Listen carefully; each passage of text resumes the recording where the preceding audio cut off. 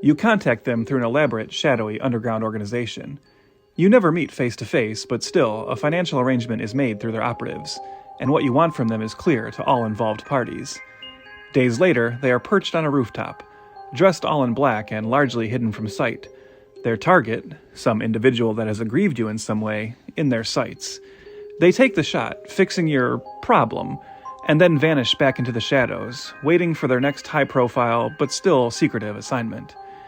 It's a dark scenario that probably nonetheless sounds very familiar to you, especially if you spent your life watching movies. For the world of professional hitmen, and hitwomen, has long been a go-to realm of exciting exploration in cinema. Many point to Alan Ladd's cold-blooded killer Raven in the 1941 film This Gun for Hire as Hollywood's first significant and popular depiction of a hitman, but since then the trope has been consistently utilized in films such as Day of the Jackal, The Mechanic, Grosse Pointe Blank, Pulp Fiction, Road to Perdition, Kill Bill, and the Jason Bourne and John Wick franchises. It's a genre and idea so popular that in August of 2024, a streaming movie titled The Killer, John Woo's remake of his same-titled 1989 Hong Kong film about a disillusioned assassin, will debut only 11 months after another streaming movie called The Killer, David Fincher's dark comedy about a particularly methodical assassin. Sometimes these cinematic hitmen are depicted as villains, sometimes as morally complex heroes, but they are almost always depicted as highly skilled, the best at what they do. The question is, are they very realistic? The answer is, well, complicated. In recent years, a growing amount of academic study has been commissioned and undertaken, which has largely cast doubt on the real-life accuracy of the world of contract killing as depicted in popular media.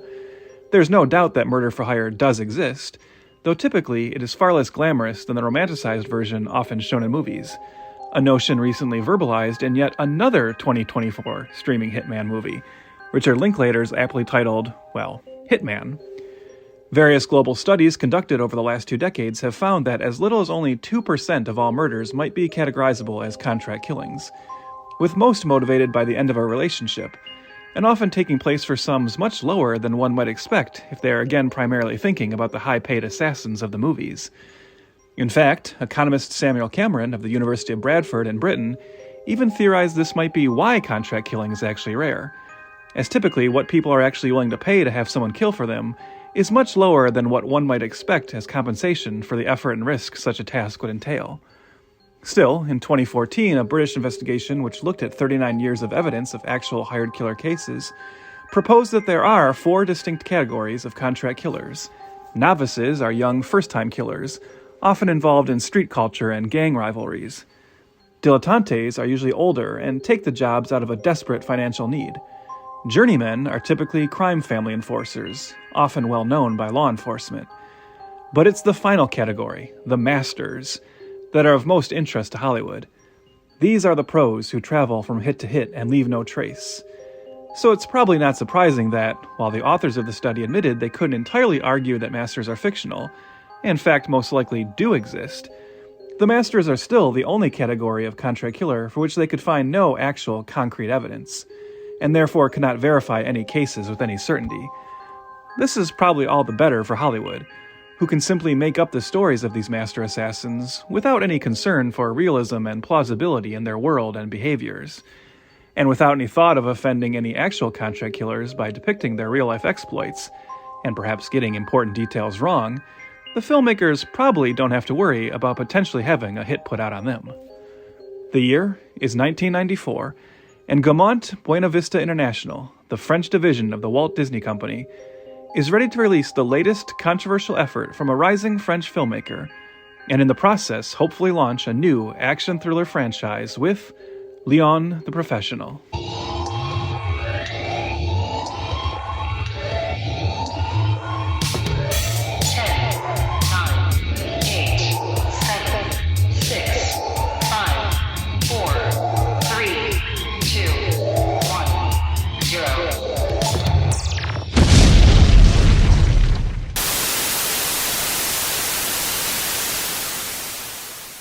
Welcome once again to Failure to Franchise, the show dedicated to some of Hollywood's most infamous mistakes, missteps, and misfires. This is Trev. And I'm Chris, the Podfessional. Nice. Simple. Easy. You know? It's good because here we are, to steal a phrase from Scott Aukerman, another a podcast host I love, we're breaking off another hundo here. This is we made it. We made it into the next 100 episodes. Chris, how's it feel? It feels pretty good. I was really proud of our 100. Not only am I proud of all the episodes in general, but the 100 episode spectacular we did was just really nice to reminisce. And surprisingly, like we mentioned almost all of the movies we've done. I realized that too later after we recorded. I was like, I think there's only like 2 or 3 that didn't come up in the conversation somehow. Yeah. So it was cool. So to answer your question, I am looking forward to the next 100 for sure. And I think this is actually a really interesting, controversial. Yeah, I think this is the one to start the next 100 with, I think. Yeah, I mean, look, this is a big moment for us, Chris. This is I don't know, like if it occurred to you, but this is like it's been years in the making. It's been coming down the pike. Here we are, finally. Failure franchise is finally doing a Danny Aiello movie. That's right. Ever since we started this show, not a week has gone by. We don't get messages from all the Aiello heads out there. When are you guys going to do an Aiello? When's there going to be an Aiello? Well, all right, we're here. Okay, finally. Danny Aiello, the man who, by the way, I looked this up. The man who, Danny Aiello, is so Italian. This is one of 5 movies where he played a character named Tony. He has also played. I just want to quickly. We'll get to the movie in a second, but since I opened this, he's also played characters named Artie, Carmine, Sal, Rocco, Fabrizio, Carlo, Mario, and of course Dasmo Pizzo. So you know my stance of Hollywood and the Italian American. It's something we don't talk about enough. But the Italians are they're made fun of a lot. But I digress. Hey, look, this is not Italian face or whatever. This is Danny Aiello, a proud Italian actor. You know what? That is true. First and I was going to ask, an Italian face. What do you call that person? An Italian face? That is funny. We should come up with that. But yeah, I don't think we should say what we're pizza pepperoni face. I don't know. Maybe you just call him Danny Aiello. I don't know. Because I could just, Chris, I know you grew up in, obviously you are Italian, grew up with an Italian family. Just imagine your family probably had like a framed picture of Danny Aiello on the kitchen wall next to like a picture of the Pope. That's what I just imagine. You think it's one picture, but it's a mural of Danny Aiello or Aiello. Sorry. Well, we'll get back to Aiello. And Mario and Luigi, but fair enough. Yes. And like I said, he's played a Mario. We'll get back to Aiello. But yes, the movie we're talking about, well, let me clarify here. It's got some different names. But it is from 1994. And if you have like my Blu-ray set, you're even dealing with 3 names right there. If you're watching the international cut, you're watching a movie called Leon. If you're watching the American theatrical cut, it's called The Professional. And if you're just looking at the cover of the Blu-ray and nowadays kind of looking it up under its just general name, it is called Leon the Professional. Chris, why don't you tell us a little bit about it? Big live, die, repeat energy here with this title. Yes, Leon the Professional is written and directed by one Luc Besson. He directed La Femme Nikita, and which we discussed a little bit at length in our 100 episodes, The Fifth Element. Yeah. So a movie both love. Yeah, a movie that both of us had in our top 5 movies we've covered. It was my number 1. So yeah. I don't know what that says about you and your relationship with Luc Besson, but we'll go from there. Hey, I mean, we will talk about this. So it's a complicated relationship. Hey, like, you know what? Art from the artist, one of my favorite conversations, and this is definitely we'll get into it. So totally. The budget of this film is $16 million. Domestically, it made $19 million, and worldwide, it made $45 million. So in 1994, I mean, that's okay. Like, it's modest hit. Modest hit, and obviously has reached, cult and critical acclaim, both sides of that coin, I think. Yeah, I think that's the important thing to remember about this is like modest hit financially, but it did kind of, I remember it was fairly well regarded critically right away. Mm-hmm. And it also, to me, like looking back on this time, it felt like, and maybe you remember this slightly too, but it felt like one of those movies that kind of immediately was on cable all the time and just kind of started gaining even a larger following once it hit like video and cable.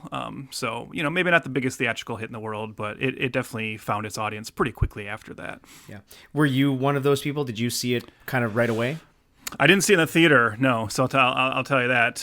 But I do remember, I've talked about this before on previous episodes, and maybe we talked about this in the Fifth Element episode, talking about Luc Besson. Maybe not. But I mean, in 1994, that's like right around when I'm becoming like even more movie obsessed than I was as a kid. I always saw a lot of movies as a kid because my dad took us to movies like every weekend. But in the around this period, especially like around that era of like Clerks and Pulp Fiction and getting really into like indie film and this like new wave of like cool, like, slightly below the mainstream, but kind of becoming the mainstream, I started to become like really obsessed with movies. And I remember having this movie kind of on my radar just from hearing about how there's this really cool like French American like action movie you got to see. And I already knew about La Femme Nikita, Yeah. I don't remember if I'd seen all of La Femme Nikita, but I know I'd seen bits and pieces of it on cable and definitely thought it seemed really, I mean, I still do. It's like a really cool, like visual, that's Luc Besson's thing, right? Visual, sometimes style over substance, but a really visually impressive, movie about a young woman who is arrested. She's like a criminal. She gets arrested and then is forced into a program where she becomes like a hit woman. And then it was remade in his Point of No Return in America with Bridget Fonda. So it's like, I remember, I think that came out like maybe like right before like The Professional or something. So like his kind of universe was in the air. And I remember having this movie on my radar because I saw like the magazines I was reading, like Entertainment Weekly and Film Threat. They were probably saying, you got to see this cool action movie. Yeah. I came to this one pretty late. Not just because of my age at the time, but I think what it was I met my best friend, and it was in early high school. And funnily enough, his dad is a big film buff as well, and he had a big cardboard cutout of that Bridget Fonda remake. He had got from a video store or something. So I was at least I knew what that movie was. I knew what La Femme Nikita was, and then my friend Jeff was like, "You got to see Leon the Professional." Even to this day, if you were to ask him what's in your top 10, I think he would still say that The Professional is in his top 10 of all time. So he brought it into my life, and I've seen it several times since. So that was in the mid 2000s is when I got to it. So about 10 years later. But so I've seen this movie actually quite a bit. Not to bury the lead or anything, but I've seen it a lot. Yeah, same with me. Like, well, obviously, this one we're gonna not do as good of a job holding our thoughts on the movie. Totally. But yeah, it's a film that I've seen a lot over the years, and I guess like I cut myself off before I answered your question. But yeah, I think I was just insinuating like, yeah, I missed it in the theaters, but I definitely was part of that. To what you asked, I was definitely part of that crowd who watched it all the time on cable then, because it was just like I felt like it was on HBO and Cinemax just like all the time. But I think when I probably first saw it by renting it, but yeah, it became a cable staple for sure. Cool. So was this your first Luc Besson movie then? I'm sure it was the first one I saw in total, yeah, because I do remember being really excited for Fifth Element when it came out because I was already a fan of The Professional, and like that's the thing is so I had already clocked him, and I think by the time Fifth Element came, I then went back and also checked out La Femme Nikita like fully. And realized, oh, this is better than Point of No Return, obviously, And then later, I'm trying to think when I saw Subway, which is the Christopher Lambert, Isabella Gianni movie he did before these that I really like as well. I saw it around this time too, but I can't remember where it falls. But yeah, Leon would definitely be the first one I saw. So this was my introduction to Besson as like just watching a movie from start to finish. And I know you like The Messenger, right? I think we discussed that during May La June. Yeah, I think, like when I revisited it, I think we talked about this in that it's like a movie that I obviously just always like was a defender of, then revisited like later in life and was like, okay, actually the second act has some pacing issues, but I really love the first half. I think the first half is great. And so for that, and I think the whole thing is like worth seeing. I think it's a really interesting take on Joan of Arc, and I think Mila's really good in it. I think it's a movie that gets kind of a bum rap, but I like that one. And there's other Luc Besson movies I quite like. I'm a huge defender of Lucy, which I know is also a divisive movie, and he's got a couple others I enjoy, and some that don't hit the mark. But in general, like I said, style over substance. Generally, I think there is like a little bit more soul to some of his movies than some people often say. We'll talk about it with this one maybe, but I think he's like a great visualist, and I think he especially when he dabbles in this kind of like, well, I want to talk too about whether you even consider this an action movie, but let's just for now call it an action thriller. But when he dabbles in that kind of world of like action and espionage and intrigue, I think he's very, very good at constructing sequences of that type. Totally, and I think what I'll talk in depth, obviously, when we get to the review. Newcomers, we like to kind of beat around the bush a little bit in this behind the scenes first. Then we'll talk about the movie in a few minutes from now, proper. But I think he's very good at like subtle visual language. And I think he really knows how to craft not only an action scene, but just a scene in general. And which I think is maybe to his detriment in some ways in this film with people's immediate reactions to it.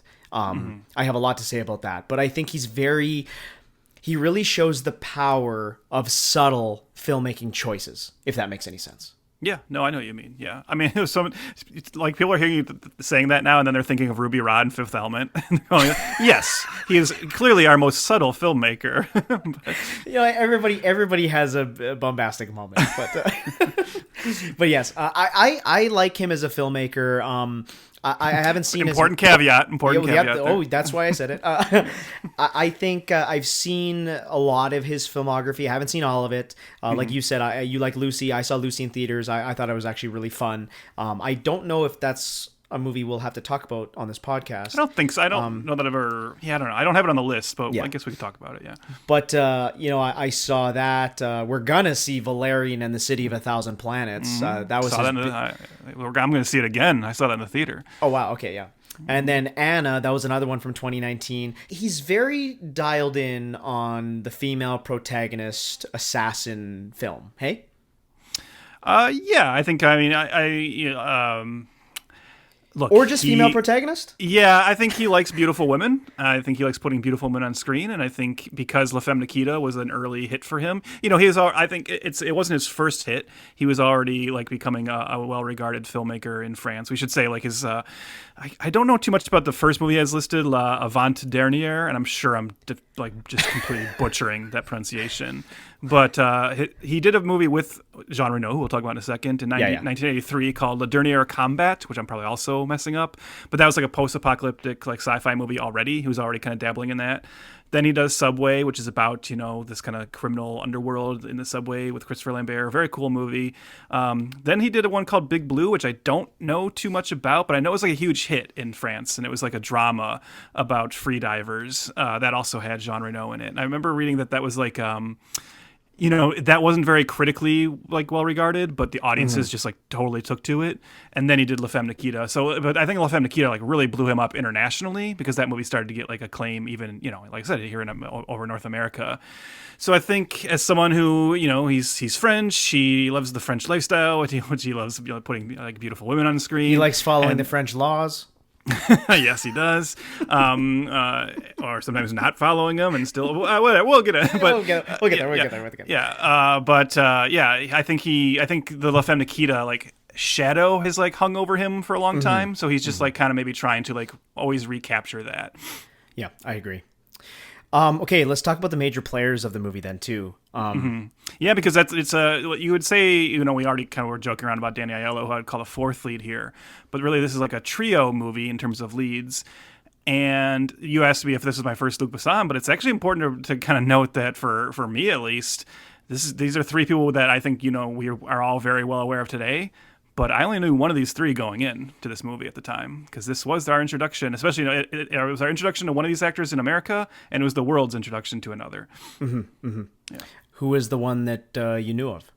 Well, Gary Oldman. Like by this point. Okay, yeah, that makes sense. Yeah, so Gary Oldman, who plays the villain in this. Like, let's just start with him. Oh yeah, of course. Jeez, he was doing before. Man, before this one, he was killing it. Oh yeah, like for me, it's just he was Dracula. I'd seen Bram Stoker's Dracula in '92, and I was just like instantly obsessed with that movie. Also saw JFK in '91, so I'd already seen him play Lee Harvey Oswald. He was Dr. Smith in Lost in Space for me. So there you go. Well, that's after this, and everyone has Well, their that's remember I saw that first, and I Air know, Force but One, I'm another movie I love, and I know you don't like it, but I don't like it, but I think he's good in it. yeah, he's great. He's great. Yeah, and True Romance, he's got a small role in that, but a great role. Like by the time, like that's the thing, like from just like that's 3 movies in a row, right? JFK, Bram Stoker's Dracula, and then True Romance, and that's you look at those 3 in a row and you go, this is an interesting actor. He's not. He's just doing such different stuff every time. So I was already well aware of him when Leon came out, so he would have been the one that is probably kind of even making me more excited about the movie. Is this the movie that really kicks off batshit banana pants Gary Oldman performances? I don't think you can say that when True Romance is before it. And honestly, if you go back, so. like, but it's a small role though. That's what I mean. Like that's it's a small role. I mean, it's tough to say because one of his first films is Sid and Nancy, where he's Sid Vicious, and it's pretty crazy in that. So I think this is maybe what kicks off Hollywood going, oh, he can be used that way in big budget stuff. You know, so that's probably where this starts. Suffice to or safe to say that we both like Gary Oldman, one of the greatest character actors of all time. I know we've talked about this. We talked about this in our Fifth Element episode, so people should go back and listen to that episode because it's another Luc Besson, discussion. And so not to like repeat ourselves, but I know we did discuss both how we feel about Gary Oldman. I kind of talked about how my whole thing with Gary Oldman is how I feel like the Gary Oldman of like the modern Gary Oldman is very different than like the '90s Gary Oldman, who was like. Always trying to be so like outrageous and chameleon-like. So yeah, I'm definitely a Gary Oldman fan, past and present, but really, really love this era of his stuff. Yeah, same. And like Trev keeps saying, the Fifth Element episode is the way to go. We don't really want to repeat ourselves too much here. But no, Gary Oldman, awesome. We both like him. Jean Reno though. Hate him. No, just kidding. He's an interesting actor for me. I obviously like him a lot. I think he's like one of those guys where when he shows up, you're like, oh yeah, there's that guy. He's that guy actor. He's never stopped being that guy. Totally. So like he's really, really good when he shows up in things, especially Trev's favorite Godzilla. Just kidding. It's my. Pretty sure you like. Yeah, I was gonna say. Yes. No, I like Godzilla. But he's in there, and I like when he shows up in things.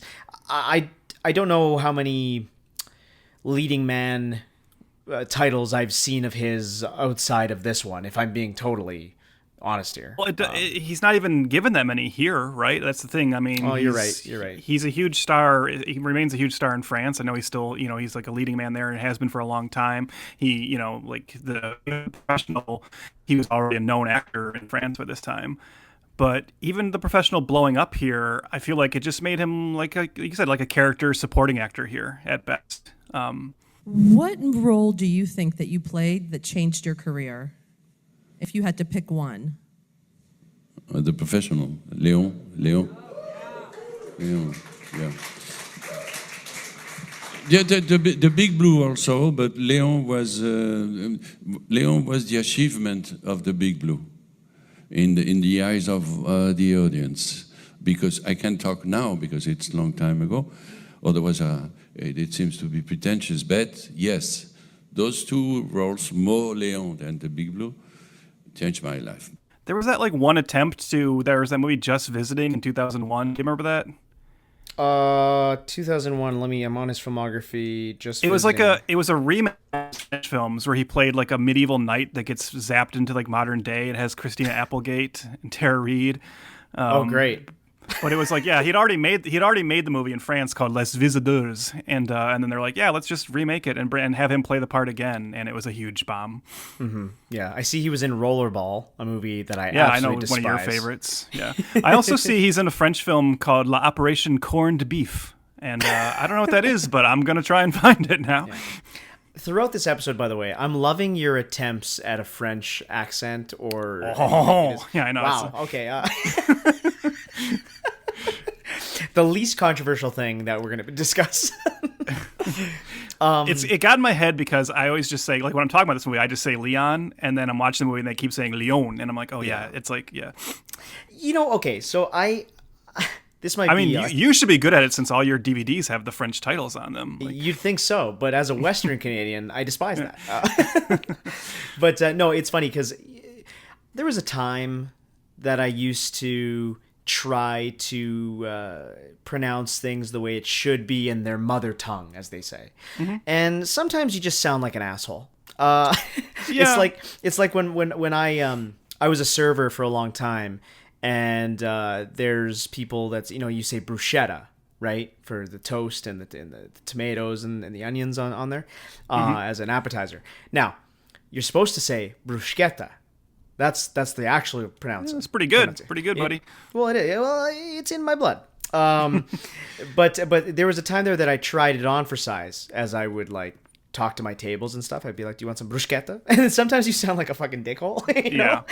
And it reminds me of you guys get the Food Network down there in Yeah, we're not. Okay. How uncivilized do you think we? Hey, I've been watching the news, so I don't know. That's just Canadian. Well, that's true. Yeah, that's just Canadian. The Food Network. Yeah. Okay, you know that Giada girl? Yeah. Okay, she's like really good looking and Giada De Laurentiis. Well, she's related to Dino De Laurentiis. Is she actually? Yeah. Oh, nepotism. Okay. She's very good looking. I like. Yes. Yeah. She's a little bit. We love a short queen, right? Yeah, totally. But she's got a little bit of a bobblehead. You ever notice that? Yeah. But the one thing that drives me crazy, again, listeners, tangent. This is what we're doing on episode 101 or 101. She talks like normal American English. Yeah. Yes. And then when she's like, we're gonna have a great a dinner for all the family, and we're gonna make a spaghetti. And then and I'm just like, actually, there are like YouTube compilations of her doing that. Actually. Oh, is there? Okay. So that she drives me crazy. But anyways, back to Jean Reno. Le Professionnel. Yeah, Leon the Professionnel.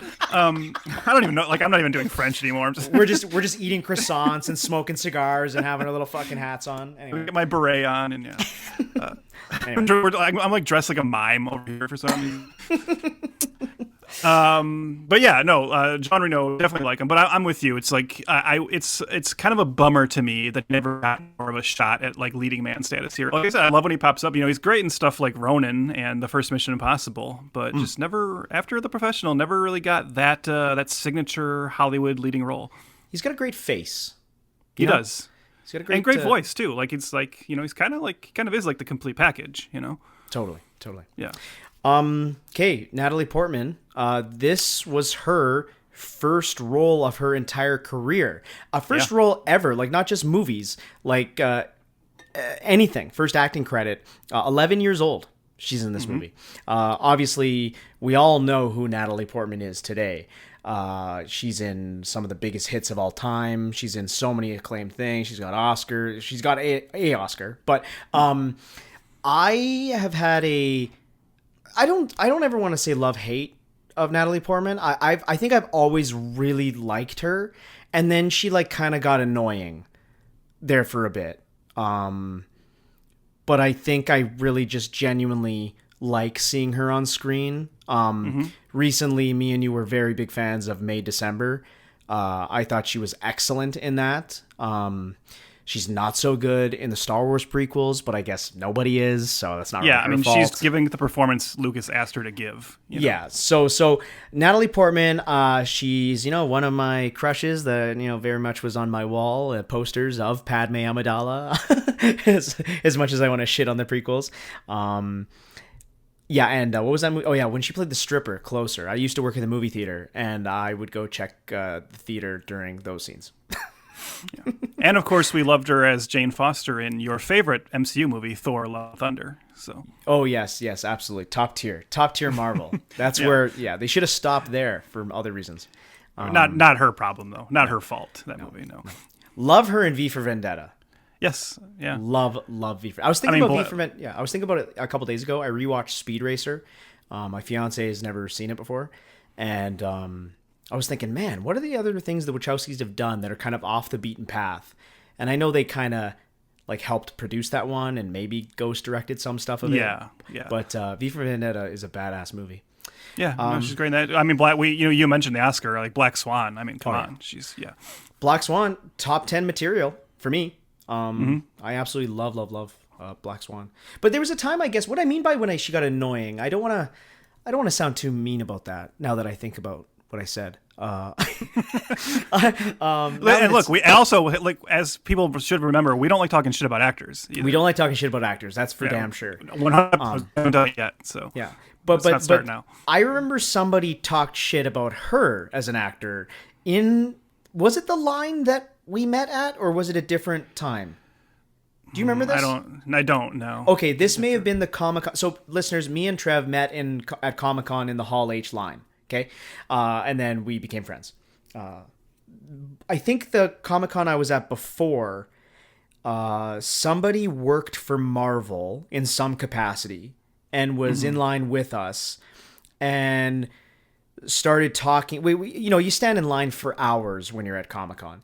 And so you strike up conversations, you get stuck with somebody for 10 years doing a stupid podcast. But this person, worked for Marvel. It was like when Natalie Portman wasn't coming back, or she did The Dark World under duress. Yeah. And she was saying that after she won her Oscar, she became kind of a diva when it came to negotiating and stuff. And she had a little bit more inside information in like an anecdotal way to me and some other people. But basically, she was kind of a nightmare to work with. This is not me. This is all allegedly, by the way. And we don't like making fun of actors. But like, she was kind of big timing people. And I know she tried to get Patty Jenkins to direct that movie. So that kind of tracks. And she was mad when they didn't hire Patty Jenkins. Yeah, I think she was always angry about that. And then I think she also realized Dark World wasn't that great. So, that too. Like what it became. And I think, the reason she wasn't in the third one was just she thought, I don't know. Not even necessarily like I'm an above this kind of attitude, because obviously she didn't think that originally, but kind of like I see the writing on the wall and I don't think my character is that important. So I'm just going to get the hell out of here. Yeah. But luckily she came back for that fourth one. Well, look, to be fair, because Ragnarok was so good, she had every reason, just like the rest of us, to think Love and Thunder would be good. I think we all did. Yeah, that's fair. That's fair. We didn't know Waititi's going to lose his mind. Yeah, you cut out, but I'm going to say it for you. Taika Waititi definitely lost his mind. And anyways, I like Natalie Portman. That's what I'll say. I take back what I said about, I was just relaying information, and I'm just a dummy. So don't come for me. I don't know. What do you want to do? Like, you want to? I say we just get into it. Yeah. Yeah. There's some things we need to discuss off the top. It's. I guess we haven't mentioned that we've talked about like it being kind of critical, not box office success, but we haven't mentioned it's also become over time a very controversial film. Yes. And we'll talk more about that on the other side. Let's talk business. This guy comes to town every Tuesday. Are you free Tuesday? Yeah, I'm free Tuesday. You can't stop what you can't see. This guy came from the outside. He was a pro. He was fast. In the art of the kill, Leon was the master. Somebody's coming up. Somebody's serious. He never missed a hit. He never got caught. You're indestructible. Bullets slide off you. You play with them.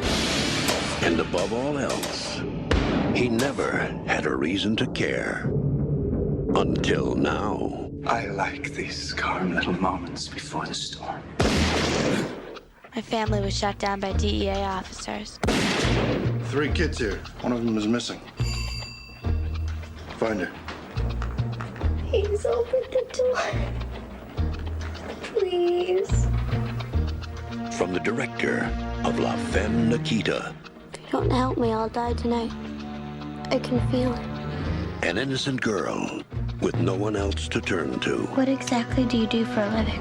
Cleaner. You mean you're a hitman? Cool. A perfect assassin. I need you to help me, Leon. I want to get those dirtbags who killed my brother. With someone to finally believe in. Change ain't good. Remember that, Leon. I will. They're about to come face to face with the cop who's crossed the line. Bring me everyone. What do you mean, everyone? Matilda is only 12 years old, but is already familiar with the darker side of life. Her stepsister annoys her stepmom neglects her, and her abusive father stores drugs for corrupt police officers. The only person Matilda holds dear is her 4-year-old little brother. Leon, a professional hitman, lives down the hall from the family, quietly keeping to himself and tending to his most prized possession, his houseplant.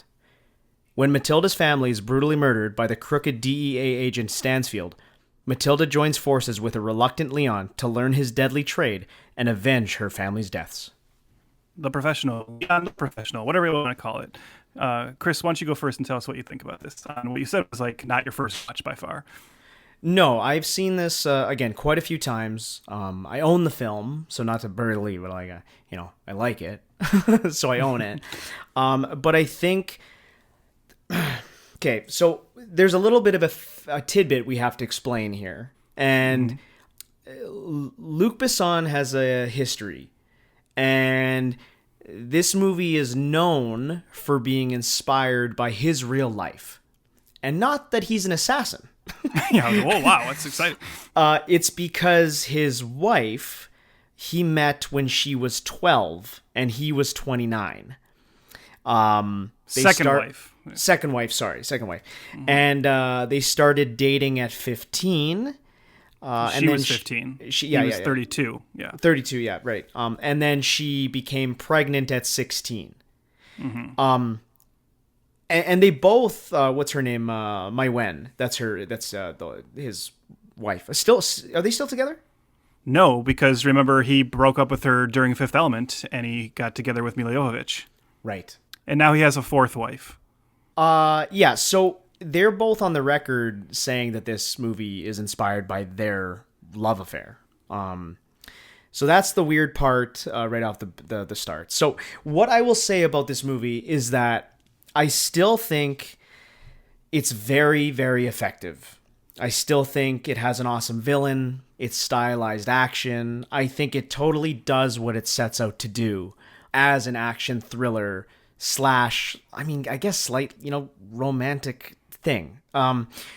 So I still think the movie's really, really good, and I do like it.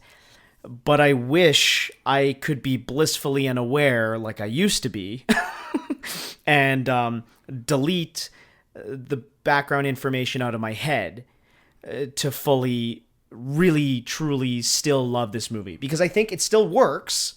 I still like it. But it's definitely more uncomfortable now that I'm older and I know too many things.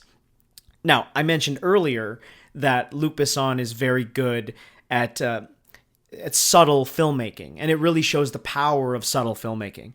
And I think in this movie, shot framing, music choices, close-ups, slow zooms, costuming, just where he puts the camera, it messes with your brain, and it does come off too romantic and less mentorship. And I think it makes sense that there was there was an immediate negative reaction to the first screenings of this film and an underlying sense of discomfort. Even Roger Ebert is on record saying, I like the movie and it's directed very, very well, but there's something about putting this young girl in this situation that is off-putting. To kind of wrap up a little bit more of my subtle thoughts here, but I like it, but it definitely is maybe too romantic, and I didn't enjoy it as much as I have in the past, and that just might be me being more aware. I don't know. I felt more of the filmmaking language kind of grossed me out. Maybe that's what it is, but anyways, I still like it. I still own it. But go on. Anyway, your turn. Okay. Well, you mentioned that you own this movie. I have owned this movie on Laserdisc, DVD, and now Blu-ray. So, yeah, I think it's safe to say that over the years it's been a favorite of mine.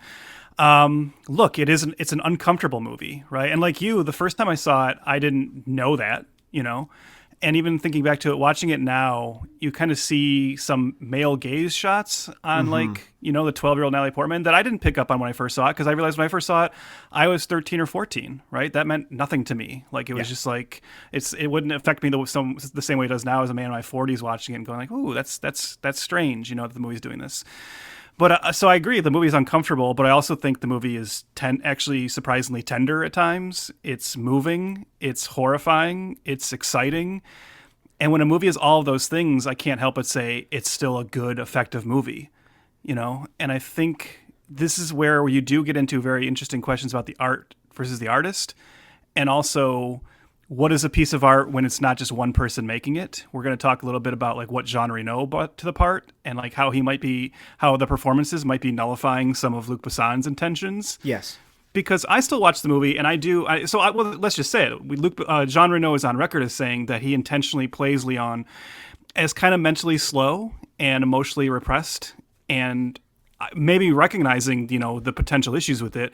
Reno has said he did that so that the audience would never think Leon like seriously had any like romantic interest in Matilda. He only saw it as like a father-daughter kind of mentorship. And when I watch the movie, that's still how I mostly read it. We're going to talk about like maybe some of the ways Besson films Natalie Portman is very uncomfortable today. But again, uncomfortable art isn't necessarily bad art. And I think a lot of the stuff with like Matilda, like loving Leon and having a crush on him, I'll say it feels real to me, right? And I've even seen Besson, for whatever he might say about his intentions with the movie, he's said in interviews, maybe he's just saying what he knows he needs to say, but he's said that he sees it as Matilda just being a little girl who doesn't really know what love is and is just like, thinking she's in love with this guy. And that feels real to me, like, because, little kids do develop crushes, like really intense crushes on adults sometimes. And I think the way Jean Reno plays it, where he's just like kind of flabbergasted by it, but not really interested. I don't know. It is uncomfortable, but I kind of think that's the point. And I think it's what makes the movie interesting. And so to me, I still love this movie. I think it is a complicated movie to talk about, especially when you do know about Besson's real life stuff. That makes it even, I don't know. To me that almost makes the movie like more interesting. That's the thing, because you said how you wish you could go back to a time when you didn't know this stuff about Besson. I almost have like an opposite like take on it, where I still love the movie because I still attached to how I felt about it the first time I watched it. But now I almost feel like it becomes an even more compelling movie to talk about and kind of discuss and break it down, because it has this whole other level to it. Does that make sense? I guess so. I think first of all, I don't disagree with really anything you said, by the way. Yeah. I still think that this movie is extremely effective. Like I said, that was the first thing I said. And I genuinely do really like it in the context of the movie in a vacuum, you know?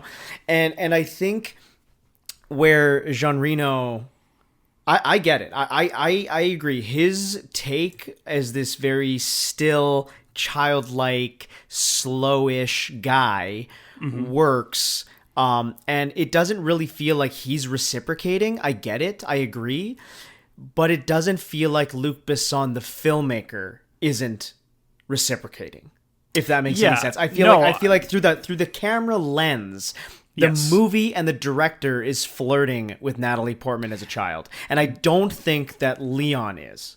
That's where I have to agree. Like, that's where I do agree. Like I said, I think that's what makes this complicated, right? Because I think even the story it's telling is trying to tell the story of this little confused girl who is like trying to deal in adult feelings, because, as you said, she's lived in this world where she's felt like she's had to grow up really fast, and now she has to grow up even faster because her whole family's been murdered, and she wants to be trained to be a hitman. Yeah. So she's trying to be an adult, right? And that's like a very compelling story.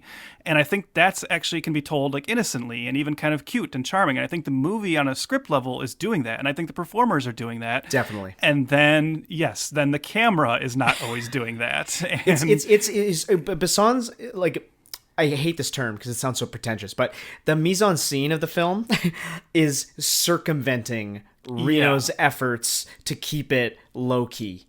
Yeah, and I also feel bad because I feel like this whole discussion and this controversy about the film detracts from what is a great performance from Natalie Portman, too. Well, totally. Who's doing incredible work, especially for being 11 years old. It's her first performance. I remember at the time, and obviously history has borne it out, but you watched this movie back in 94 and just went, oh my God. Like, child actors are usually not this good, you know? And it was just like, it felt like a revelation. And you're like, this could be, we could be seeing the beginning of one of the greats. And as it turned out, we were. And I feel bad that, this discussion hovers over the movie so much now and like kind of takes away from that. And I know even her feelings about the film have become more complicated over time, whereas she used to be, every time I saw her talk about it in the past for a long time, obviously she was very glowing about this movie and about it being her debut. I wanted to ask you a little bit about that first film, about The Professional, and working with Luc Besson at that point, because you were quite literally a young student at that point. You were 11 years old when you started making that movie, and it must have been a risk in many ways. I think, for Luc Besson to find someone who could almost carry the movie. I mean, your character is very central to the film. It's really the two of you at the center of it. But also for you and for your family to make a movie as a child with all of the risks that entails for child actors. And if you can kind of cast your mind back to when you and your parents were making those decisions, what kind of risks were you thinking about? What was that like? Yeah, it was definitely a big conversation in our household before they allowed me to do it. They were definitely, my parents are not related to the film industry at all, and they were very much like, child actors become drug addict prisoners, like this is not the road we want you to take. And I really, really fought hard for it and cried and begged and pleaded, and it's also a really big deal for our family because obviously my mom came with me, my dad had to work in New York, and so it also separated the family for a long time, which I wasn't part of that conversation, but I'm sure my parents were. So it was a really big gift that they gave me to trust me like that, and they protected me really well so that I was never subjected to any kind of weirdness that I've heard, colleagues, peers of mine who were child actors saying that they had seen drugs or that they had like weird passes made at them. I never had anything like that because my parents were like hovering. On it. But then they also allowed me this great freedom, which was so kind, to go do what I loved. And I think she's got some very different feelings about it now, having the benefit of hindsight and learning more about Luc Besson. So definitely. Yeah, I don't know. This is why I think this is an interesting discussion because, like you said, everything about this movie on just a pure movie level, it rules.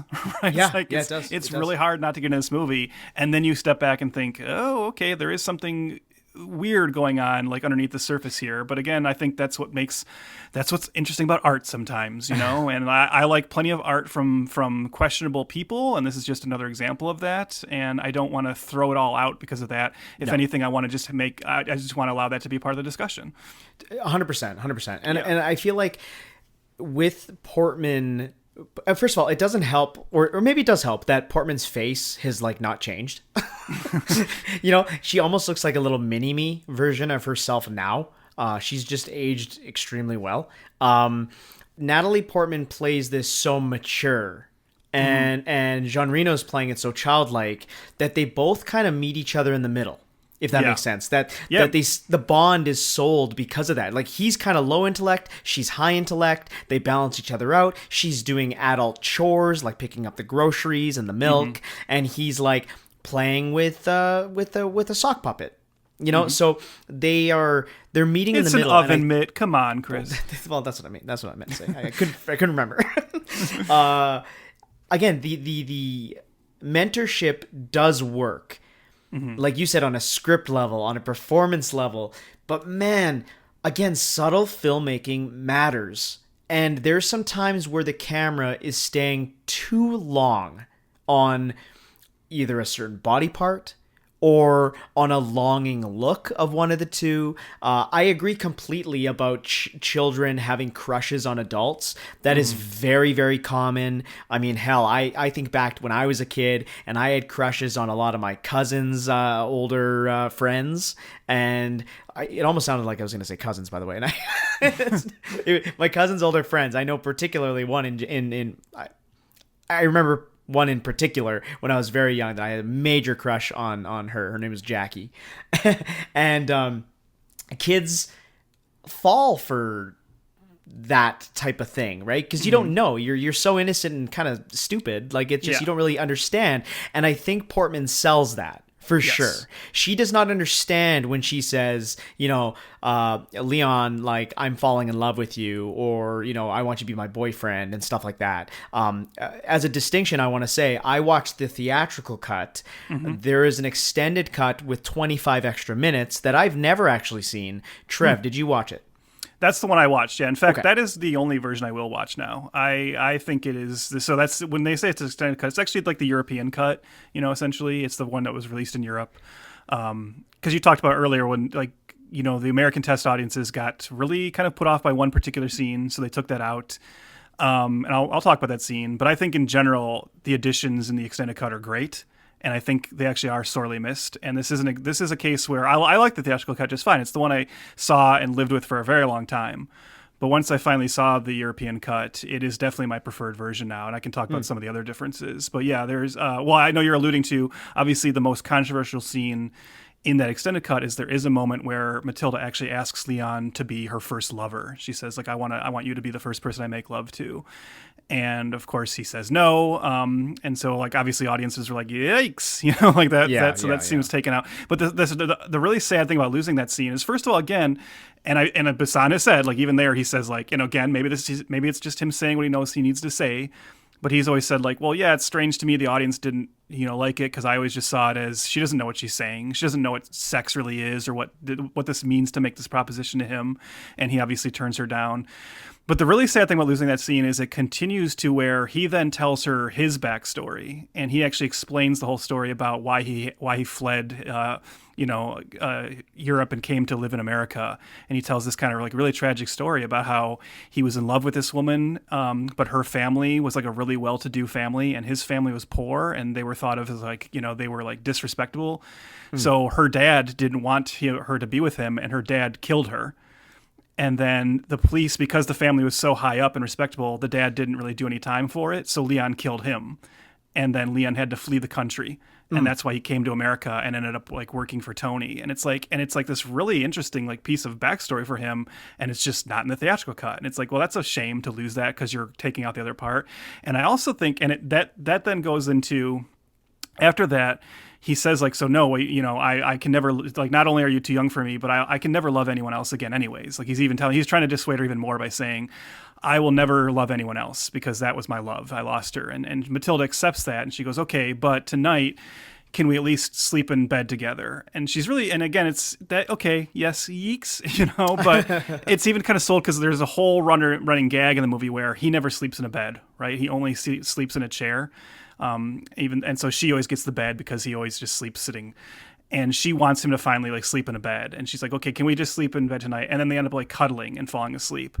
And the weird thing is, when you take that whole sequence out, I didn't realize until recently that the theatrical cut ends up almost being implying even more kind of what happened there, because in the theatrical cut you actually do have a moment where suddenly he wakes up in bed and she's in bed with him. And she gets up and she's in her boxer shorts, and the camera kind of lingers on her butt for a moment. Yeah, and it's and it's well, I never thought about how in the theatrical cut, I think it might be easy for people to say well, wait, why were they in bed together? Whereas you do get that explanation in the extended cut. Yeah. I guess the question is, why have them in bed at all? You know what I mean? I think that's where I get what you were saying before, maybe that it's a complicated movie, but maybe it's supposed to make you feel uncomfortable. Yeah, I don't know. I think you need. I don't think Luc Besson, if he's meant to be taken at face value, and him saying that this is based on my relationship with my wife being a child, and us becoming lovers, I don't know if he's thinking that it is uncomfortable. I think he's thinking that this is what we did. And this is normal in Europe under French law, in my opinion, he says. You know what I mean? Well, yeah, I mean, that's a whole thing. Oh, well, the legal age of consent in France is 16, so it's oh, okay. Okay, Luke. Well, he knew her when she was 12. That was it's getting into that Woody Allen territory. And it's like you said, when he would, I know, Maiwan has, I think that's what, right? Is that how we kind of settle on the pronunciation? I think Maiwen, yeah. She's the one who's been, more vocal about saying, this is based on a relationship. And, I don't know if he's ever talked as much about it, probably because, again, he knows what not to say in public. But yes. I would just say go watch. I mean, I don't know if you've been like avoiding the European cut for that reason, or just because you don't want to watch 20 more minutes because you're a busy man. I would say just go watch the scene and see what you think, because I do like. Yeah, I obviously you can say you didn't need to have him in bed at all, but I do think it's played as like, again, an oddly uncomfortable tender moment. And I think that's what makes it interesting, because art can be uncomfortable and art can be confrontational and art can make you feel weird and gross. And I think that's okay, you know? It is okay, but I think the intention is what matters. And I don't think the intention of Luc Besson, and I'll die on this hill, that I do not think that he thinks it's uncomfortable. And I don't think he wants the art, that he doesn't want the audience to feel uncomfortable. If he did, he wouldn't have taken out that scene. He talks about it right here. No, that's different. At the end, for example, Leon is a good example. I have a first version, was the long version, in fact, and I like the film the way it is. And then we did a screen test in US, and everything went very well for an hour and a half, 15. So I started to relax a little bit because, you know, people were there.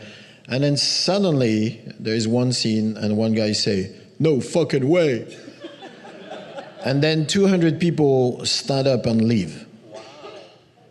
Half of the theater left. What scene was that? It was Matilda saying to Leon, "I want you to be my first lover." Oh. And then he's choking with his milk because he can't believe. And at the time, because it's 20 years ago, and I was in my head totally innocent. I mean, I thought it was funny because she obviously doesn't know what she's talking about. You know, she's 12. So it was more the situation, you know. And at the time, they take it from something weird. So I was very surprised by the reaction. So it's true that this time I take the scene out because I don't want to have like half of the theater getting out. But I reintegrated in the long version after. Yeah, no, honestly, I went looking for that. When I heard about there being two different versions and I heard about that scene, I was like, I gotta find it. Thank God iTunes and Amazon now has that version, and I think it's awesome. Yeah, but it's funny now, 20 years later, you know, things are a little more open, and the people don't see, they see the way I was seeing the scene now, you know, and not the very, you know, like, ooh. And there you'll hear that he says, you know, everybody was happy with the movie about an hour in, and then he's like, oh, hold on, well, I might as well take that out because I want people to have a good time with this. Like, and he also kind of, you know, detracts from it and kind of makes amends for it. And I don't think he realizes what he's showing on camera in that male gazy way. Yeah. Again, it goes down. Like, I'm not trying to push back on you in particular, by the way. I hope you realize that. No, and like I said, I still think I hope you see the scene at some point, because I think it's like hard to talk about without knowing the context of the scene. Sure. Because I do think it's one of the most. To me, it is this like oddly compelling scene where I really feel like as an audience member, you don't know how to feel about it, and I think that's what makes it interesting. But I do think. Look, I do think this guy has some issues, obviously, but I think in the moment that the scene is actually played fairly tender, because it is like she, you know, it's like she came on to him, she says, let's make love, but it really does, and this again is a testament to their performance. She very well plays it, Natalie Portman plays it like a little girl saying this, right? Sure. And like not really knowing what it means, and then them just ending up like in bed together, but it does feel in that moment, and it's filmed, and I think even like the beginning of that scene is filmed more father-daughterly. And there's other stuff I want to talk about in the extended cut too that gets into even more like making the audience feel uncomfortable with this relationship between the two, not even on a sexual level, but more on a moral level. But yeah, I'll talk more about that later. But yeah, and the moral level is something that I am more interested in, of course, like in the sense that I wish it focused more on that, because like even the scenes where, you know, she dresses up as Madonna wearing lingerie, singing Like a Virgin of all songs. Mm-hmm. And then the Marilyn Monroe dress, and she's very flirtatious and seductive to Leon. And Leon doesn't seem disgusted. He seems... embarrassed. I guess embarrassed? Yeah, sure. Okay, I'll take that. He seems embarrassed. And he should feel like, I shouldn't be sitting here watching this performance. And then also there's a scene later when she's talking to a young boy outside a shop, and the young boy, his bare chest is showing, and he looks like an attractive young man. And Leon loses all focus in the conversation he's having and runs out there almost like a jealous boyfriend instead of a protective father. And especially because of the framing and the zooming in and then the costuming of the young boy looking like a good-looking kid. You know what I mean? Like, that sounds like gross to say, but it's framed that way. See, this is where this is where this conversation becomes interesting to me, because when I watch that scene, I do think Leon seems more like a dad, like running out and telling Gary, like, yeah, don't get away from bad, like, dangerous looking boys, and don't smoke. Like, he seems very much like a father to me. But again, I have to think about how I saw this movie for the first time and watched it a lot of times before knowing anything about Luc Besson, Right. And it's just like, this is where you get into this interesting question about like, how much is your interpretation of the film affected by that knowledge, and like, how much can you separate from that? Because in that moment, to me, I read it more like a dad taking care of his daughter. And again, I'll fully admit, like I said before, I am very affected by the last couple years of learning about Luc Besson. Mm-hmm. I would say this is the first. I haven't watched this movie since, I'd have to look back at my Letterboxd accounts. Links in the bio, everyone.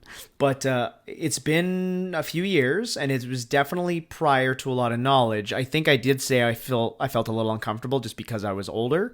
But now I know like details. Luc Besson, there was sexual allegations levied against him in 2018 when the Me Too movement was coming out.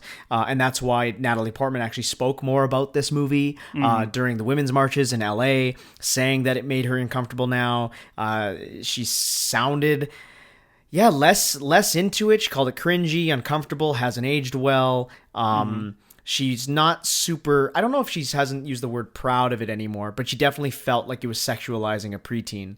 And she has every right to feel that way. The same way I feel watching it later on, that I'm like, this isn't exactly what I remember it to be.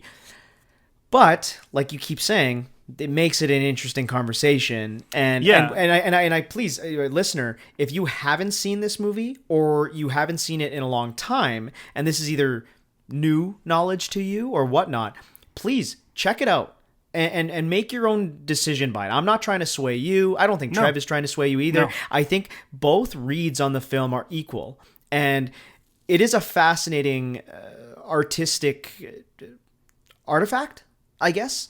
And again, it's still a great fucking action thriller too. Like we've been focusing on this because this is very interesting.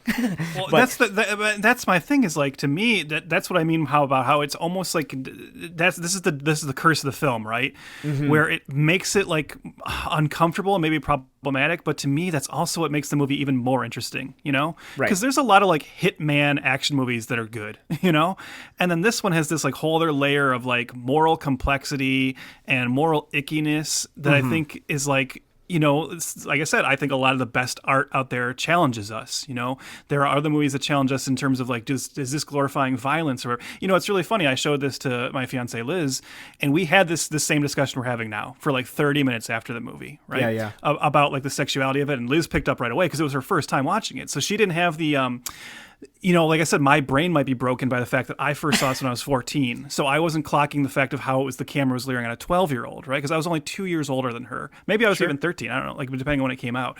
But so it just never really occurred to me. And then later in life, as a now as an older man, I watch it and I go, oh, okay, I see it now. She picked up on it right away. So we're talking about it, and we're talking about like, and I showed her the director's cut or the extended cut, so we were able to talk about that scene. And this is where I want to bring up the other thing that's taken out of the extended cut, which I think is the bigger like miss. And I think this is the section even you would love, Chris, if you ever watched this version. Is there's an extended sequence in the European cut where he finally like caves and he starts taking her with him on hits. And so there's like a montage where they go on a bunch of hits together, and he still does the murders, but he takes her with him, and he even like, he'll set it up to where he gives her like the paintball gun again. And she takes like the first shot on the guy, and the guy's like, what's going on? Like, he's like, so like, why is this guy like hit like this man and this like woman, or this little girl, why are they broken into my apartment? And then she shoots him with a paint gun, and he thinks he's gonna be okay. And then Leon just kills him. And she goes on like all these hits with him, and he's like telling her how to like get into the doors and how to break the chains, how to put like gum over the peephole. So he's teaching her all these things. And then there's like this kind of like great little character moment where he takes her to the apartment of this drug dealer, and he kills the drug dealer, and then they're about to leave, and she starts like setting all the drugs on fire. And he's like, "What are you doing?" He's like, "I don't do that. It doesn't matter." And she's like, "Well, didn't you say one of your rules is no women, no kids? Who do you think is going to die from these drugs?" And you see this like look on his face, like he's never considered that. And suddenly he's like really proud of her because she's like made this like thing of like, we don't just kill the drug dealer, we also like get rid of the product so it can not harm anyone else. And so it's like this great little like 5-minute montage, and I really miss that in the theatrical cut now. So anyways, I bring that up. Sorry, last point on that. I bring that up because there's that whole sequence where he's like teaching how to be a killer and everything. And so like Liz and I have this 30-minute discussion about all the sexuality. And then I go, it's very funny and very American that we're talking so much about like the sexuality of like of how the character Matilda, and we haven't said anything at all about like the fact that it's also a movie about a man training a little girl to be a killer. It's just like never even like no one says that's like controversial. No one cares about that element, and it's just like, oh yeah, like there's another like moral issue with this movie that's overshadowed by that one. For sure, and it is a very North American thing to accept violence over sex. Yeah. I guess it just. Child sex is something that is so it's like that's where the criminals get killed by the other criminals in the jail. You know what I mean? So like it is fascinating that our culture is like that for sure. First of all, that scene, that montage annoys me that it's not in the theatrical cut at all. Yeah. That is so bizarre to me. Like she does have a little training moment with the sniper rifle. It seems like more of that, but why not more of that? The movie's not super long either. It's only like an hour 45. So, I mean, that's a very strange deletion. Yeah, I think taking it out too, because in both versions, obviously, she eventually gets like kind of the gumption up to go try and take out Gary Oldman's character at his place. He's a crooked DEA agent, and she follows him to his his building and tries to take him out by herself. And I kind of buy it more in the extended cut because now she's built up. She's gone on all these hits with him, right? So she's got this like sense of like, yeah, I know what I'm doing. I've seen what he does, and like, and I feel like it feels like a little bit more sudden and out of place in the theatrical cut. Yeah, I would agree with that for sure. Yeah, for sure. You just brought him up. Can we maybe sidestep all this this awkwardness? But talk about Gary Oldman a little bit. In this film, particularly. I think we have to. Yeah, he is a totally deranged, unhinged madman in this, and he is unceremoniously violent towards his victims, and no redemption angle, just bad guy, and I love it. And I miss this kind of villain in a lot of mainstream films. I miss a villain that I fucking hate. I hate to love. You know what I mean? Or love to hate. Yeah, Sorry, hate, love to watching. Yeah, totally. I love watching him, but I despise him, and I can't wait for him to die. Me and my buddy, the same friend who brought Leon into my life, we bonded over Face Off, and Castor Troy is one of the all-time great villains that you just fucking hate the guy. You just hate him so much, and that's what Stansfield is in this one too. Even his his posse of bad cops are even like, yo, chill, Stan, stop. And when you get the other asshole bad guys telling you to cool it, I think that says a lot about who you are as a character. I think, like the wicked sense of humor in this movie is largely from this gang, and like Stansfield is a very funny character. At least he's despicable, but Gary Oldman is playing it like very over the top, and I think he knows like how funny it is. And then the way his like gang has to treat him with like kid gloves, because he's also this like he's this pill popping madman, and they're like trying to keep him under control as they're taking orders from him. It's very, very funny, consistently funny throughout. By the way, a little interesting. I have some good, interesting trivia bits from this movie. Did you know that one of his gang, the bald member of his gang, the one who ends up shooting and killing Matilda's younger brother, he, after this movie, became a fireman in New York, and he unfortunately died on 9/11. Oh, no shit. In the World Trade Center, yeah. Wow. Well, way to bring it down. Sorry. Oh, yeah. Thanks. It was such an uplifting, upbeat conversation before this. All the talk about child sexuality from Luc Besson. And I actually have, speaking of that, I have a trivia here, too. In the original script, Leon walks in on Matilda naked. Yeah, I know. And gives her a towel, yes. Yeah. That wasn't in the extended cut, right? No, it's strange how they didn't even film that one. I wonder what cooler heads prevailed from everybody else on the production, you know? With Gary Oldman, though, I didn't come up with this, but Richard Schickel of Time magazine praised him and called him divinely psychotic. Yes. And I think that is perfectly said. So. And look, you know, and he has a moment in this that has become one of like the most like memed, like iconic Gary Oldman moments of all time. Bring me everyone. What do you mean everyone? And so you just got to give it up for Stansfield. One of my all-time favorite villains. One of my like top 3 Gary Oldman performances. You know, as much as I love Zorg in Fifth Element, we talked in our Fifth Element episode about he's not very proud of that movie, and he thought it was kind of like just like this kind of nonsense. I think he did it more as like a favor to Besson. Yeah, you can tell like this is more his vibe of like an actual. You know, Zorg is a cartoon character. Stansfield is funny, but he's legit scary and legit despicable, you know. Yeah. He does this crazy bit of like physical acting where he takes the pill and he like looks away from the camera and they have this gross sound effect of him like cracking or chewing up the pill. You don't even know what's going on. And he just turns around and he's like he's evil. Yeah, just pure evil. And it works because Leon and Matilda are so sweet. Like there's a sweetness to them, just, you know, regardless of what we've said in this conversation, there is a sweetness to them, and there's an understatement, especially on Leon's side. He's very quiet and kind of unassuming, right? But having the villain be the opposite of that coin is awesome, and the movie doesn't go off the rails because of that. You know, those two somber characters keep the movie grounded so Gary Oldman can go fucking nuts. And again, meets in the middle and you have a great time. No, it's like this is classic fairy tale shit, you know? Yeah, like this is like Red Riding Hood and the Big Bad Wolf, you know?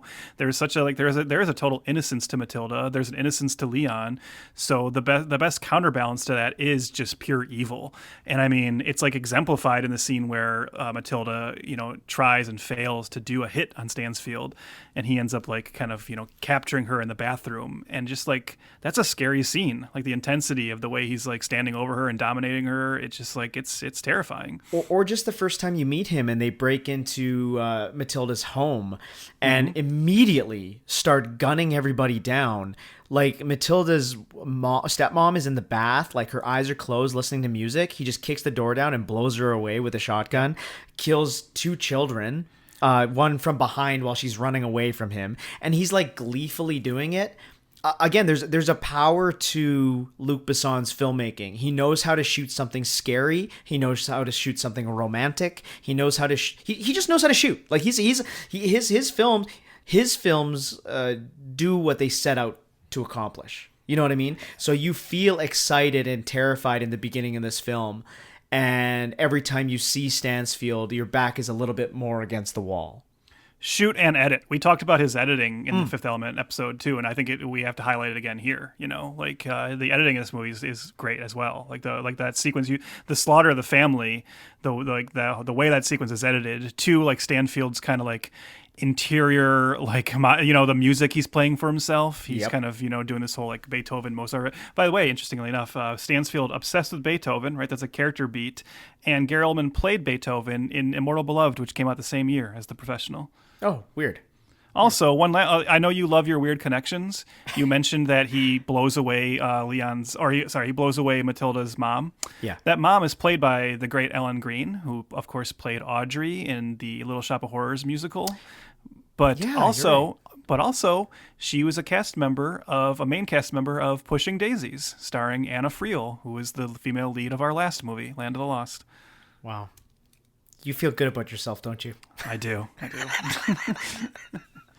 long as there's no Star Trek connection for a while. No, but I got one last. You know what? I'll just say it here because who knows when it might come up. Not Star Trek, but the last like fun one here is: did you realize that Natalie Portman went on later to play Jackie Kennedy in Jackie? Mm-hmm. Gary Oldman, of course, played Lee Harvey Oswald in JFK, the man who killed John F. Kennedy, and Danny Aiello played Jack Ruby, the man who killed Lee Harvey Oswald in Ruby. And I'm spent. That's funny. Okay, cool. Look at that. Well, Can we? Maybe we should talk about that. Like, unless if you have more to say about Gary Oldman, or I mean, I think we kind of covered it. It's just one of the best villains of the '90s, and just like really one of cinema's great villains. Yeah, agreed. But just really briefly, I do want to like highlight the relationship between Tony and Leon, which is another. I just think like we've seen like the mentor mentee, you know, the boss who maybe kind of cares, but I think it's just done really, really well in this movie. And again, this is what I mean. Like for everything we're saying about how this movie has this like potentially like sinister and uncomfortable, gross underbelly to it, it's also a movie that has so much like real heart and soul, and this is what makes it like complicated, right? I said there's some sweetness to it, and there's sweetness for Tony and Leon for sure. It does feel like Tony cares about this slower guy, but is also using his skills to his advantage. Of course, there's some good comedy there. The moment where like Leon asks him like, you know, all the money I've made for you, where is it? And like, you know, Tony's just like, well, I keep it. You know, he's like, and I'm better than a bank because nobody robs me. And he's like, but you know, it's like you get a sense of like he could have been giving Leon this money all the time, but it's the thing where he asks himself, well, is he keeping it because Leon's like slow and he doesn't really trust him with the money, and he does give him any money that he wants in the moment. So it's like, I don't know. Yeah, it's a very interesting relationship because he does seem like a father figure, but I think you're right that he's also definitely taking advantage of him and using him, and has been ever since like Leon came to America and started working for him. Yeah, I just love when he's talking to him at the diner and he's like, hey, I'm like the bank. You know, but you know, banks get ripped off, and Tony doesn't get ripped off. So your money's safe with me. So I think he's a very interesting character. You don't get a lot of Tony, but when you do, I think it matters. And I think he's a very cool, interesting character to have as a foil for Leon. And I love that you said the mentorship aspect as well. Like he's almost mentoring Leon. Leon is mentoring Matilda. I like that a lot. Yeah, I love that moment where Leon even comes to him, and Leon decides to finally start training her, and he comes to Tony and asks him for the paintball gun. And there's that great, and before you even know it's a paintball gun, but there's that great moment where he asks for it, and like Tony's like, boy, when you asked me for this, I thought I was going crazy. You know, why would you need this anymore? And Leon's just like, oh, you know, it's always good to go back to the basics sometimes. Like he doesn't want to tell him he's training a little girl, you know, until later. Although again, in the extended cut, he eventually does reveal that to Tony before that montage. Okay. Can I give you, you're going to roll your eyes at this, but can I tell you about my weird little headcanon that I've just decided for no real reason other than it amuses me? So Danny Aiello is named Tony in this. I mentioned at the beginning of the episode, he has played characters named Tony 5 times. I have just decided, I've taken it upon myself to decide that the Tony he's playing in The Professional is Tony Rosado from The Godfather Part 2. I just like the idea that this like guy who was like a low-level soldier in the Corleone family over time, like, you know, probably became went higher up, became more of a mafioso, ended up being like a small little crime boss in New York, and now runs this deli and has his like little crime, like, you know, fiefdom there. That's what I like to think. So I put The Professional in the Godfather universe. I'll allow it. I will. Yeah, I'll allow it. Yeah. The same way that Happy Gilmore might be in the universe of Beverly Hills Cop now. So. Definitely. I think that's almost confirmed. Yeah. Great character. I really like him a lot. And I like Danny Aiello as a performer as well. When he pops up again, one of those guys who shows up and you're just like, good, you know? And again, he doesn't overdo it. You know what I mean? Like he's a subtle mafioso. He could play Tony in this movie really over the top, and he doesn't. And I think that's what allows that father-son relationship to really hit home. You know, the only over-the-top performance in the whole movie is Gary Oldman, and I think which is appropriate, which is appropriate, exactly. And I think that's why this movie works so well. It's important for Tony to be played that way because we realize early on, as we said, that Leon is kind of childlike and slow, and you don't want to hate. If we said like it's clear Tony's taking advantage of him to some degree, but he also does love him, and he is taking care of him. And if he was like just treating Leon like shit, we wouldn't like the character. The relationship would be broken. You know, like we want the people in Leon's life to be like good to him. You know, we want those relationships to matter. Yeah. 2 quick things I want to mention. We keep kind of talking about how the action is really awesome. The opening action scene is perfect. It shows just how clean and composed Leon is as a contract killer. No mistakes. He's totally focused.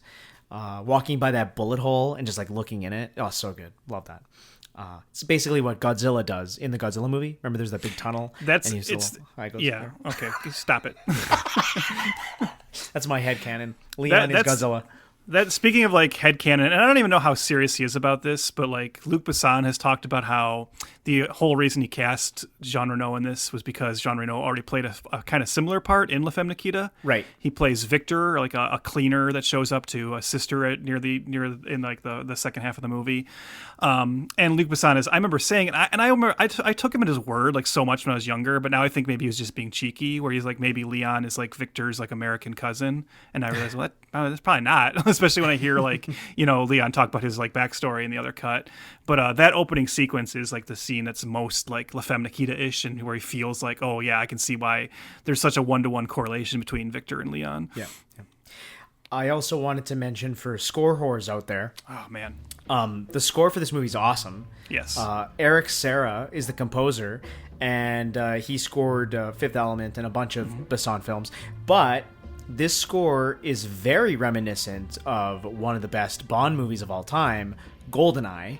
It's because Eric Serra scored GoldenEye as well. Yeah. So that like that same vibe and that same sound, like that or whatever that is, like he's using it in here, and it's so awesome. That's a controversial really Bond works. score because that's the only one he scored, and it sounds nothing like any other Bond movie. Nothing. Because Eric Serra definitely has a sound. You were just talking about it's got that. It's like this earthy, like echoey sound. Yes. And yeah, I love it. It's so good, and it's like so effective here. And like I think it's awesome in GoldenEye, and I kind of wish he was given the chance to do more. But I think actually a lot of Bond fans hated it, so I think he kind of got the boot after that. But yeah, I'm glad he's continuing to work with Besson, because I always love a good Eric Serra score.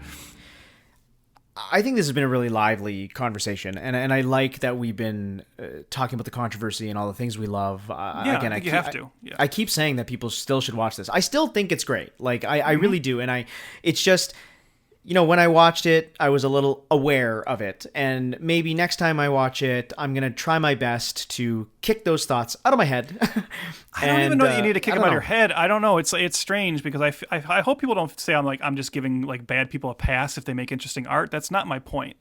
My point is that art can be interesting, like can somehow become more interesting on a certain level when that discussion is allowed to enter into like the frame of it.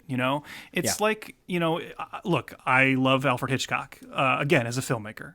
That's the important caveat, because I'm saying we now know how Alfred Hitchcock was with his leading ladies and how he treated them very poorly, a lot of them, And then when you know that, and then you revisit his films like Vertigo and stuff like that, and you can like read that into the movie as well, it, again, an already good movie becomes kind of more fascinating. Mm-hmm. So it's this interesting thing with The Professional where, like I said, I think it's already a morally complex movie. I mean, we were just talking about the action scenes. This is a movie that, like the action climax is Leon taking out a bunch of New York City cops who, by the way, not all of them are probably crooked, right? They were just sent there. They were told there by Stansfield. They have no reason to like not believe him and actually they're right. Guess what? Leon is a hitman. He is a criminal. So these are cops just doing their job, and Leon is like murdering them in the final act, and we're like, yeah, we're like cheering, of course, which, by the way, New York cops, like whatever, but it's already a movie with like moral complexity, and then you learn about the filmmaker, and it becomes even more morally complex. And I just think that it makes the whole thing like this very fascinating, like beyond just being an entertaining hitman movie, which it is. It becomes this like bizarrely compelling, fascinating artifact. So yeah, no, for sure. Yeah. And listeners, you're probably wondering, why the hell are we even talking about it? Because was this supposed to be a sequel? Was there supposed to be a sequel made after this? And yes, Yep. Luc Besson has had a whole script written called Matilda. It was going to be they were going to wait for Portman to age up.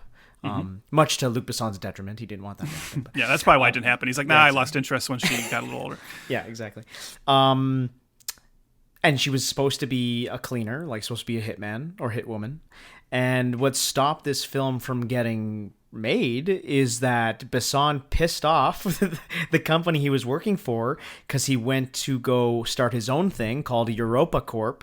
And the Gaumont Film Company holds the rights to The Professional. So they said, fuck you, buddy. We own it, and you're not allowed to make anything without our permission. So they kind of held him at bay. But then in 2011, director Olivier Megaton, great last name. Great name, yeah. Not a great filmmaker, but great last name.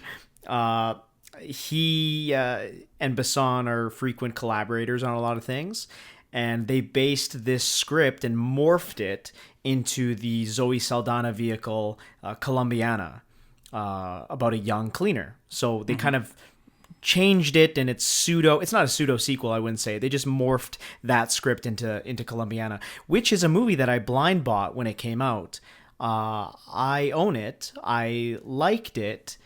I look back at my Letterboxd review, and I think it's slow, and I think it drags in the middle, from what I remember. I've never seen it, but you look, it's. This is one of those ones where I'm kind of like fine that we never got Matilda. I remember them talking about it for years afterwards, and I know me always having like a slight interest in it. The idea of an older Natalie Portman coming back to the part did seem, and this was before legacy sequels became such like the rage, right? Mm-hmm. Like when they were initially talking about it. So there was this kind of element of like, well, that's kind of cool if she comes back in her like 20s and plays this part again, her first part, and she returns now and like she's like the Leon character now. But in retrospect, that almost sounds like too cheesy, maybe. Like I think when I was younger, that sounded cooler, and I'm like, we probably dodged a bullet there. It's like the Kill Bill thing. The Kill Bill Volume 3 that people want to be made. Yeah. Yeah. Which I trust. Again, I trust Tarantino. I mean, I trust Tarantino more than I trust Luc Besson. But you don't say. Well, Tarantino's got his own issues, so let's not. As much as I love him as a filmmaker too. I'm not sure which one I would leave my. Well, never mind. Okay, never mind. But like as far as the whole like EuropaCorp thing, like it still ultimately worked out the best for Besson too, because EuropaCorp has become like this like mega successful action movie factory. Like the Transporter films, Taken, what's Danny the Dog, but what's it called here in America? Why do I always forget the Jet Li movie that I love? Oh, Unleashed. Unleashed, yeah. See, I prefer, it's called Danny the Dog in France, and I always like to call it that. So it's like in my head, I've forgotten the American title. Yeah. Nerd. But yeah, I mean, yeah. But yeah, like like we said, Lucy, which is a huge hit. People forget how big of a hit Lucy was. $500 million. $500 million, yeah. So yeah, EuropaCorp has just like been very, very successful for him. So he probably made the right call, even if it meant he never got to do Matilda. Sure. And at this point, I mean, even if, let's say Luc Besson's not even involved with it, right? Mm-hmm. At this point, Natalie Portman, there's no way in hell that she'd revisit this role. She's distanced herself from it at this point, which, as you said, understandably so. Yeah, even as early as May 2023, she was talking about it, saying that, no bueno. On that one, which again is a little bit of a shame that she can't revisit it in a more positive way like she used to. That's what I was about to say. Like, I understand her feelings, and she's talked about how she started to feel uncomfortable when she realized that like men would come up to her and talk about how cute they thought she was in the movie, and she and it just got very, very just kind of gross for her and more disturbing as she got older and realized the sexuality of the part. But I hope she can at least today, even though that's mostly what she talks about when she talks about the film now, probably because that's what people want to hear her talk about, I hope she still has some pride in the performance she gave, because it is incredible. And I think she is doing everything that the script is asking her to do on like an amazing level. And it really is one of the best child performances of all time. Definitely one of the best like debut cinematic performances of all time. And just like it's very rare that you see an 11-year-old with that much raw talent, where you can just look at that movie and go like, oh yeah, she's gonna win an Oscar someday. Yeah, the scene that always gets me is when she is coming home with her groceries for her family, and then she notices that her family has been killed, so she just walks right by the door, goes to Leon's door, rings the bell, and basically looks right into the camera and is pleading to whoever is on the opposite end of the door, if anyone, and is pleading for the door to open so she can be saved in this moment. And she's doing it so subtly, and then it escalates, and then she's like crying to herself and just begging, please open the door. And then it's beautiful framing too, because when Leon does decide to open the door, because by the way, he's like looking at her being like, I can't get involved. Like he's very, very reluctant.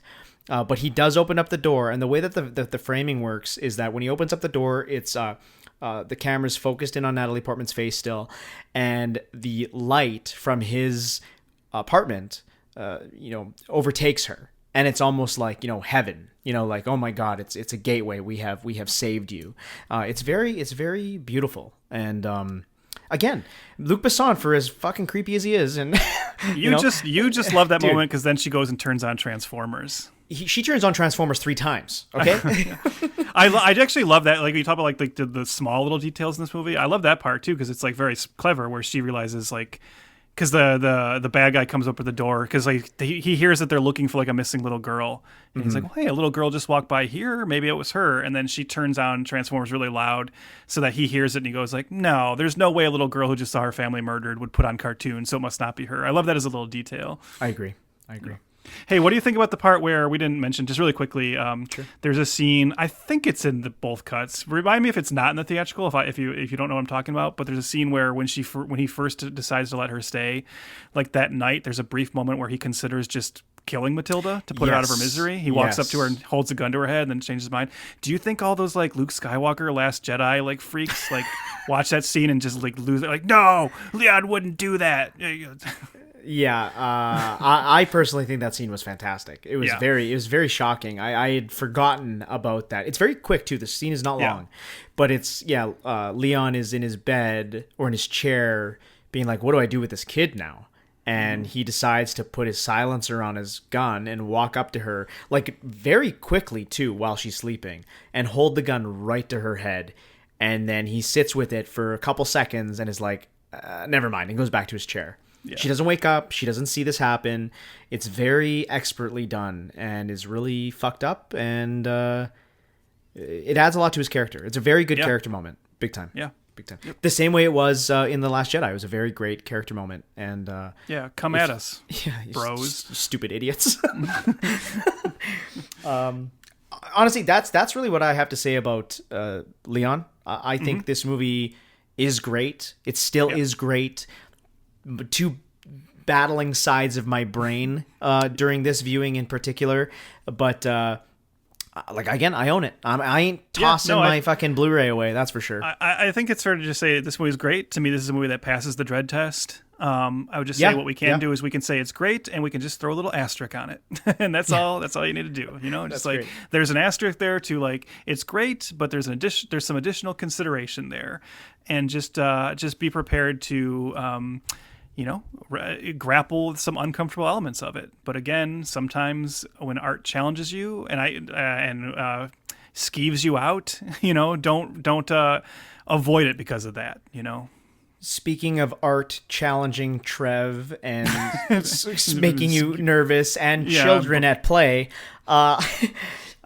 next episode in Summer Surprise, where we pick a movie based on a random generator. Child's Play from 2019. Yes. Yeah, the 2019 Child's Play, let's be clear. Yes, the reboot remake starring, one Mark Hamill. That was so weird. We just talked about The Last Jedi. Yeah. We'll see how Trev thinks about this one. The horror aficionado of the two of us. Follow along at F2FPod. That's at F2, the number 2FPod. That's on all the socials, so like us there, like us everywhere. Rate, review, whatever you do. A star rating would be great.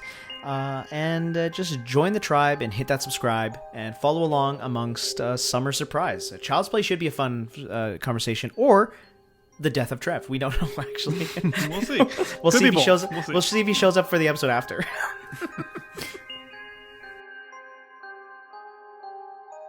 Oh yeah, there was like one other trivia thing that I was gonna bring up, but I because I've seen this talked about, but I don't know if it's like apocryphal.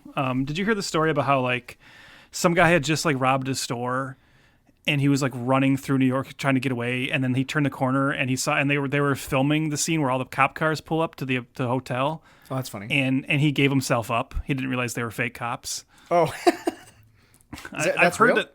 It's on IMDb trivia. I remember hearing it before, but I don't know if it's true or not. That's the thing is I looked it up and I couldn't find like an actual report of it. So I was like, well, if I don't know, then I'm not going to bring it up. But